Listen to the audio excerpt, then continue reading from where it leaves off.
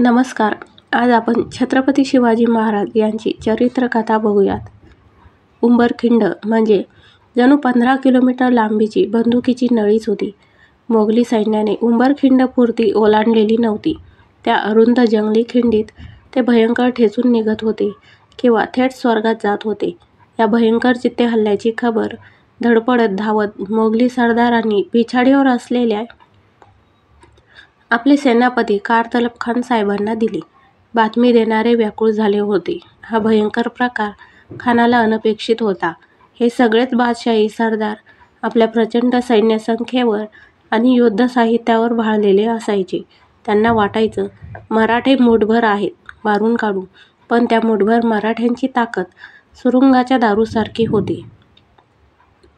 कारतलब खान सुन्नत झाला, कारण पाठोपाठ सर्वनाशाच्या खबरा येऊ लागल्या. यावेळी ती रायबागन आपल्या घोड्यावर गप्प बसलेली होती. खानाने आपला घोडा रायबागनकडे वळविला आणि तो अगतिक शब्दात तिच्याशी बोलू लागला. रायबागन साहिबा, अब मैं क्या करूं? क्या हालत हो गई अपनी? त्यावर रागावलेली रायबागन खानाला म्हणाली, पुण्याहून निघताना आपण मला सल्ला विचारला होतात का? आपण शिवाजीच्या कोणत्या भागात नि कसे जाणार आहोत हे ठाऊक होतं का? खानाला आपली चूक कळून चुकली होती. पण आता या बाईच्या शिकवणीचा ऐन कल्लोळात काय उपयोग? तो म्हणत होता, अब मैं क्या करूं?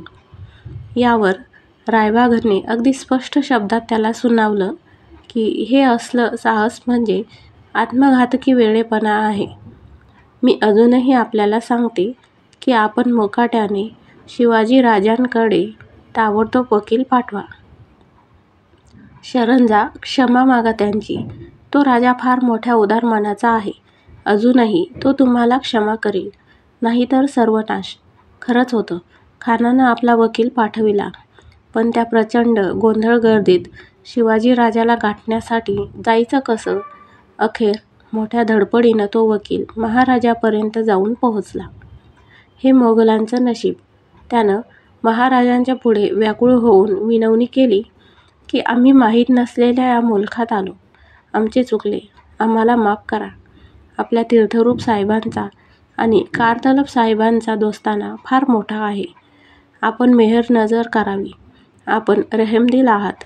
महाराजांनी मन मोठं केलं आणि म्हणाले, एकाच अटीवर. तुमच्या खानसाहेबांनी जे जे काही बरोबर आणलं आहे ते सर्व जागच्या जागी टाका आणि रिकाम्या हाताने निशस्त्र परत जा. कबूल? जी कबूल. खजिना, तंबुडेरे, घोडे, डंके, झेंडे आणि सर्व जखिरा म्हणजे युद्ध साहित्य जागच्या जागी टाकून खान परत जाण्यास कबूल झाला. त्याला हे भागच होते. त्याची प्रचंड फजिती मावळ्यांनी केली होती. खान परत निघाला. मान खाली घालून निघाला. त्याचे महत्त्व आणि स्थान कायमचे संपले. तो आयुष्यातून उठला. या उंबरखिंडीच्या युद्धात नेताजी पालकर, तानाजी मालुसरे, पिलाजी सरनाईक इत्यादी उर्मट हत्याराचे सरदार महाराजांच्या बरोबर होते. सर्वांनी मोगलांच्या विरुद्ध हत्यार चालवून हौस फेडून घेतली. शाहिस्तेखानाचे हिशोबवहीत आणखी एक जबर पराभव जमा झाला. एक गोष्ट आपल्या लक्षात आली ना?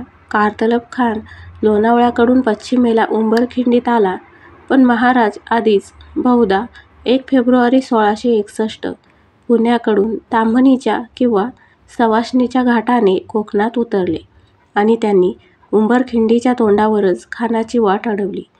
त्यांचं सगळं होतं नव्हतं तेवढं साहित्य कब्जात घेतलं.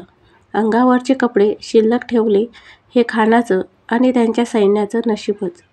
महाराज दिनांक 3 फेब्रुवारी 1661 रोजी पाली, जांभूळपाडा, नागोठणे या मार्गाने महाडकडे निघाले. पण त्यांची सावधानता केवढी! त्यांनी नेताजी पालकराला सुमारे 2-1 हजार फौजेनिशी उंबरखिंडीतच ठेवले.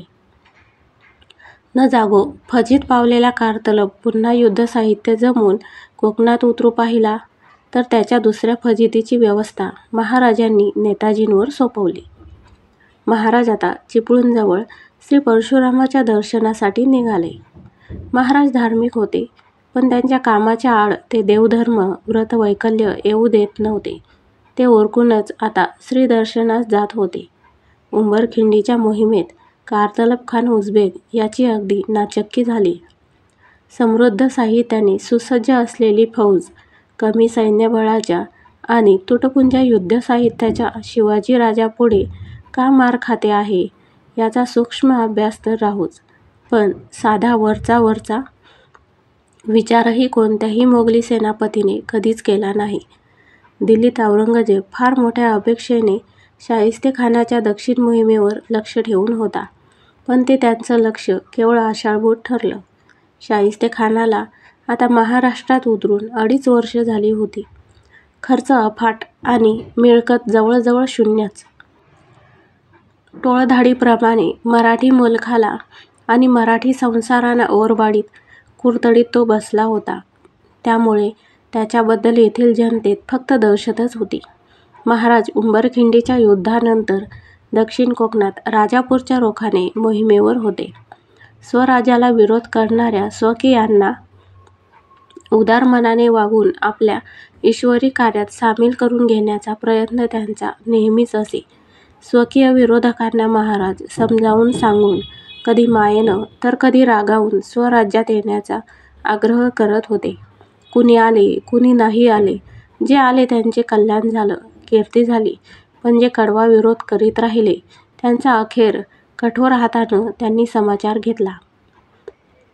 पण त्यांचा पाडाव करण्यासाठी महाराजांनी स्वतःचीच शक्तिबुद्धी वापरली. त्यासाठी त्यांनी कोणाही शत्रुपक्षीय सत्ताधीशांची मदत घेतली नाही. चंद्रराव मोऱ्यांचा अगदी दुःखी मनाने निरुपायाने बिमोड केला, पण कोणा जंजिरेकर सिद्धीची, इंग्रजांची वा परकीय शक्तीची मदत घेतली नाही.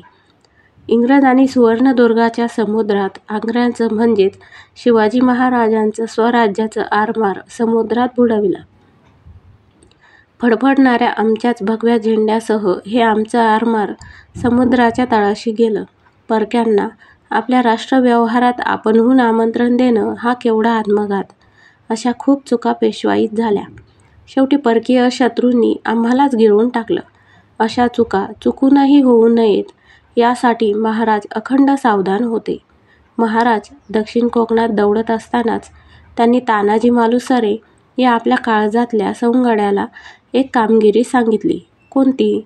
संगमेश्वर भागातील रस्ते दुरुस्त करण्याचे काम त्यांनी तानाजीला सांगितले. आता बघा, एवढा मोठा तालेवार, भीमासारखा हा योद्धा, त्यानं दुःशासनासारख्या शत्रूशी लढाया करायच्या की हातात कुदळ फावडं अन घमेली घेऊन रस्ते दुरुस्त करायचे? अन तो मराठा मर्द तेही काम प्रेमानं अन हौसेनं जीव लावून करतोय बघा.